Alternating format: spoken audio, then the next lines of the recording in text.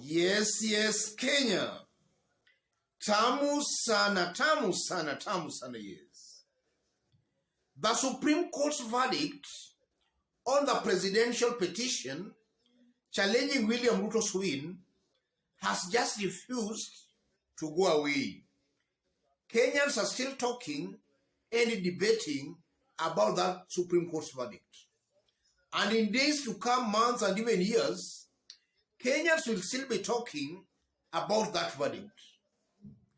There is a story that has been going viral for some days now. The Judiciary, about 1 day ago, responded to the story and just gave the story more weight. So in this video, I want us to have a look at the response by the Judiciary on the story. For that story is now going to form the basis of our analysis and discussion right now. The Judiciary Kenya. Fake news.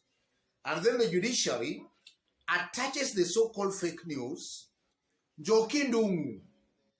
Truth be said, 5/7 were for the rerun, but the Chief Justice Martha Koome was compromised.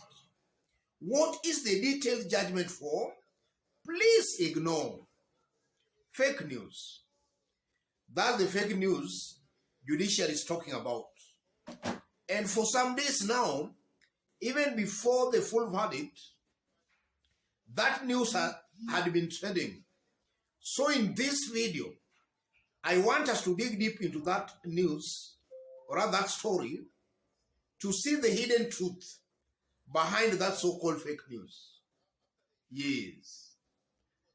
In case you are watching us for the very first time, subscribe. Yes. Where there is smoke, there is fire. There might be some truth, some hidden truth in that so-called fake news. If you look at the Supreme Court's full verdict, if keenly go through their full verdict, they just came short of nullifying the presidential elections. But it appears they were not brave enough to do that. They were choosing the easier route. But from their recommendations, it shows clearly that things went wrong with the elections, the presidential elections.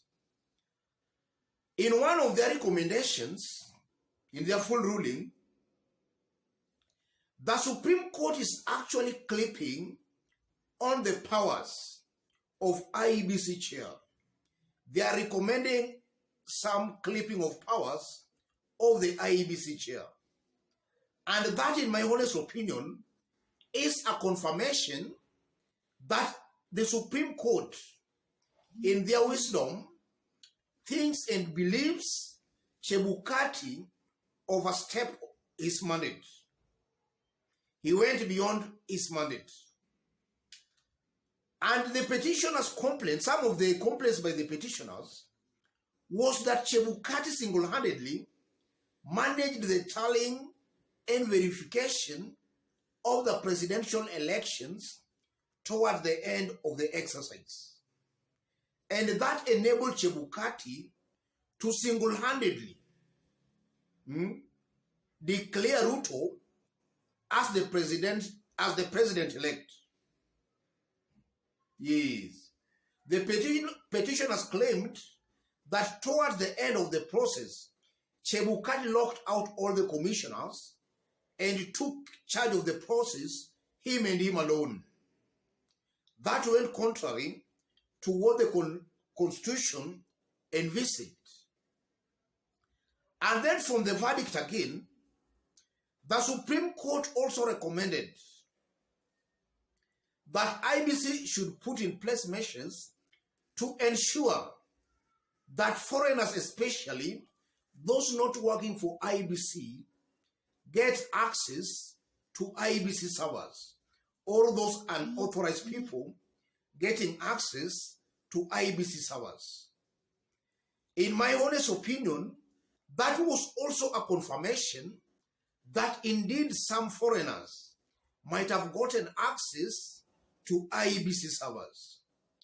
And that just showed and proves that Julie Soweto's expose that Jose Camargo got access to IBC servers was indeed true.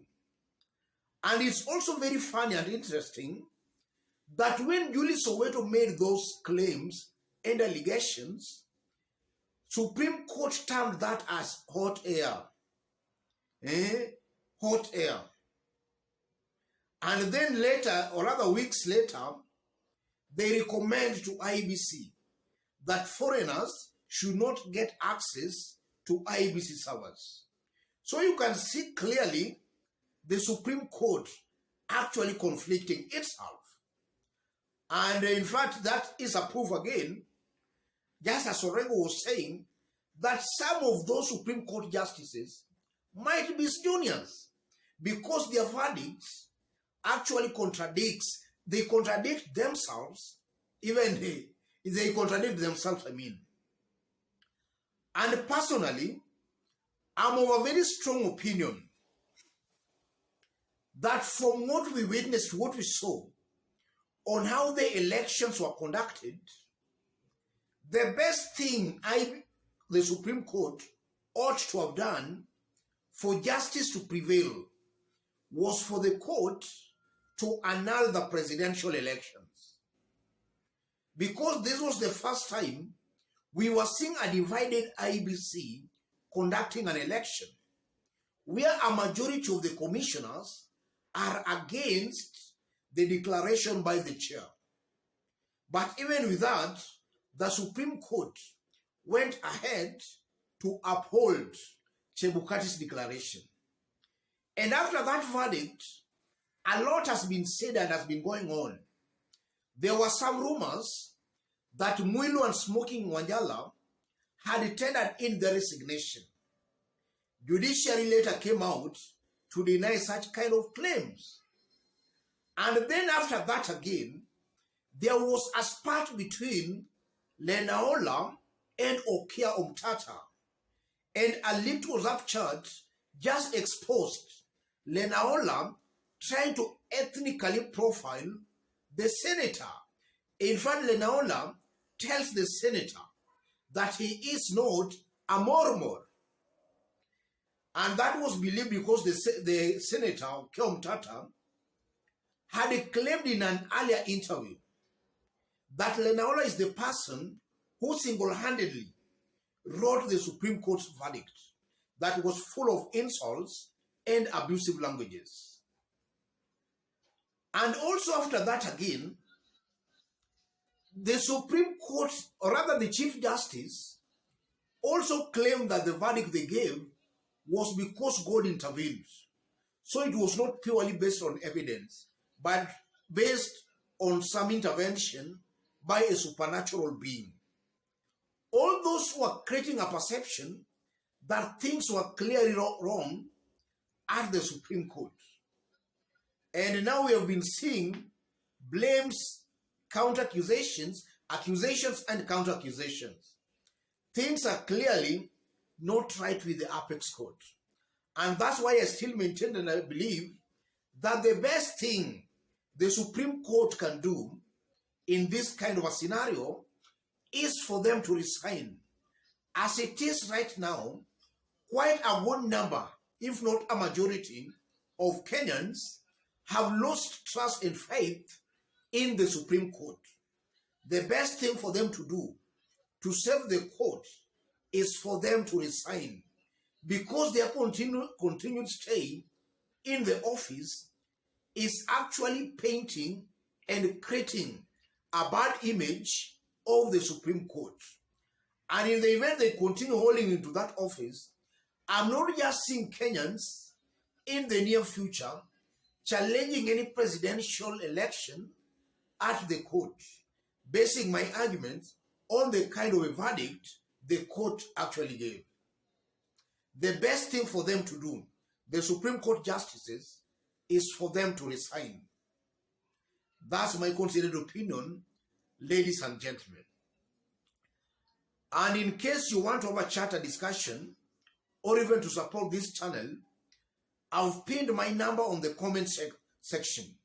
Contact me through the number, or you can send any contribution or support to the number. Let's meet in our next analysis. Thank you.